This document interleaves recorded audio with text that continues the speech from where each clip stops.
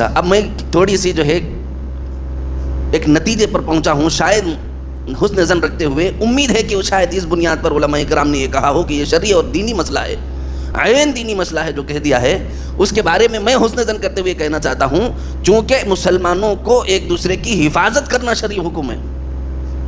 اگر آپ کا بھائی کہیں تکلیف میں ہو تو اس کو بچانا شریعت کا حکم ہے کہ نہیں ہے؟ اس کو بچانا شریعت کا حکم ہے. تو اس نتیجے کو نکالتے ہوئے شاید علماء کرام نے یہ کہا ہو. حسن ظن میرا یہ کہتا ہے کہ اگر کسی مسلمان بھائی کو بچانے کی غرض سے آپ ووٹ ڈالنے کی بات کر رہے ہیں اور اس بچانے کی وجہ سے آپ اس کو جو ہے شرعی حق کہہ رہے ہیں، تو پھر وہاں جا کر کے تھوڑی سی لچک اس کے اندر آ سکتی ہے، لیکن بنفس نفیس ووٹ کو دین کا حصہ کہنا، حکم شریعت کہنا، یہ غلط ہے، انتہائی غلط بات ہے.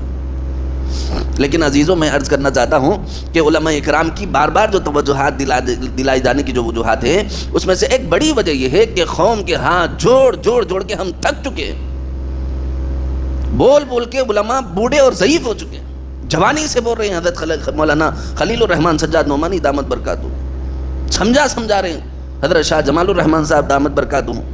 اکابرین کی ایک لسٹ ہے لمبی، جو علماء اکرام جو ہے دن رات آپ کی خدمت میں ٹھوڑیاں پکڑ کر کے ممبروں پہ چڑھ کے دین رسول کو، اللہ کے احکامات کو، معاشی اور سماجی ضروریات کو سمجھا کر تھک رہے ہیں. ہم لوگوں کی سمجھ سے پتہ نہیں کیوں دور تک یہ بات نہیں جاتی، کیوں ہمارے دماغوں میں بھوسا بھرا ہوا ہے، سمجھ میں ہمیں کیوں نہیں آتا.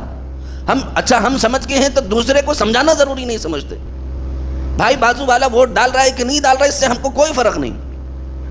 ڈال رہا ہے تو کس کو ڈال رہا ہے یہ بھی پتہ نہیں. اچھا صاحب، وہ اس کا حق ہے، وہ کسی کو بھی ڈالے، لیکن کم از کم اس کا ذہن اتنا بنا ہوا ہو کہ وہ سیکولر ذہن رکھنے والوں کو ووٹ ڈالے، سب کی بھلائی اور خیر سوچنے والوں کو ووٹ ڈالے، تمام اقوام کو اپنے مذہب پر عمل کرنے کا آزادانہ حق دینے والوں کو ووٹ ڈالے، اور ہندوستان کے آئین کی اور اس کے قوانین کی دھجیاں نہ اڑائے. ورنہ تو آپ کو پتہ ہی ہے کہ جو موجودہ حکومت ہے اس نے تو جو ہے ہندوستان کے آئین کے تار کر دیے، ٹکڑے کر دیے. باقاعدہ علی اعلان ان کے ویڈیوز مل رہے ہیں. پھر بھی اگر ہماری آنکھیں نہ کھلیں تو پھر اس سے بڑی بے غیرتی کیا ہوگی، مجھے بتائیے.